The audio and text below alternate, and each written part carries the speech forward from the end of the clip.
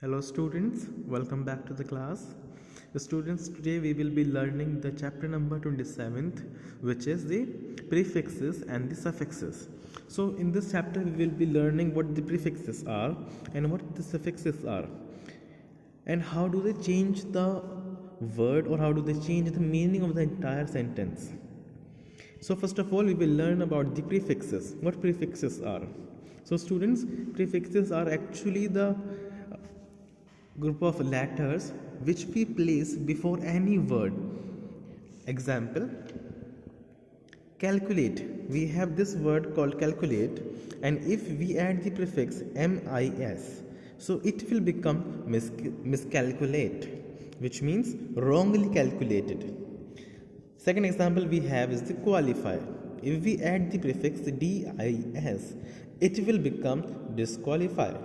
So students, here is a list of the commonly used prefixes.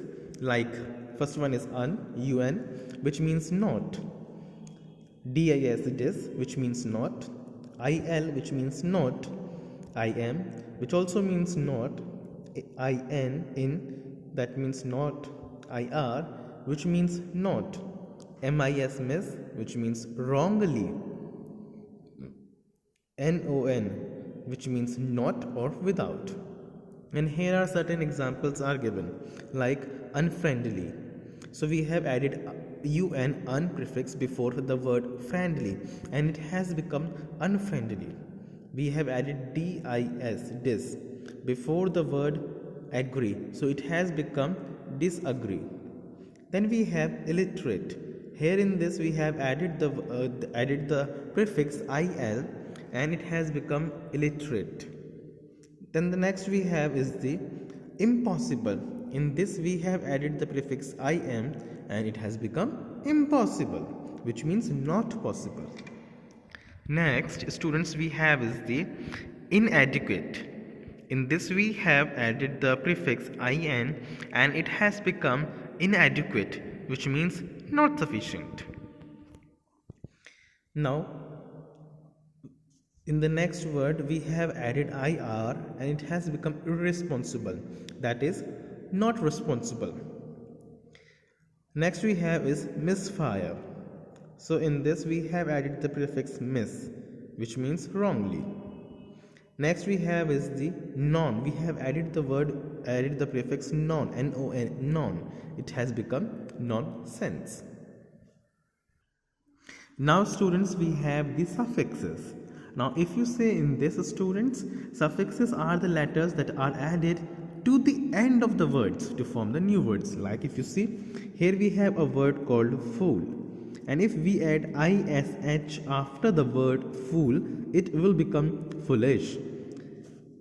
Here we have the word home. If we add less suffix, which is less, it will become homeless. Now here they have given us certain suffixes and their meaning and the example, like dom, which means condition of or the state of. Example, kingdom. Next they have given us is er, which means comparative, the person who does something. Example, larger, painter. Okay. Now ful, that means full of, like beautiful, something which has so much of beauty, like which is beautiful. Ly, that is the characteristic of, quickly. Ism, that means act of or the characteristic of. Example, patriotism.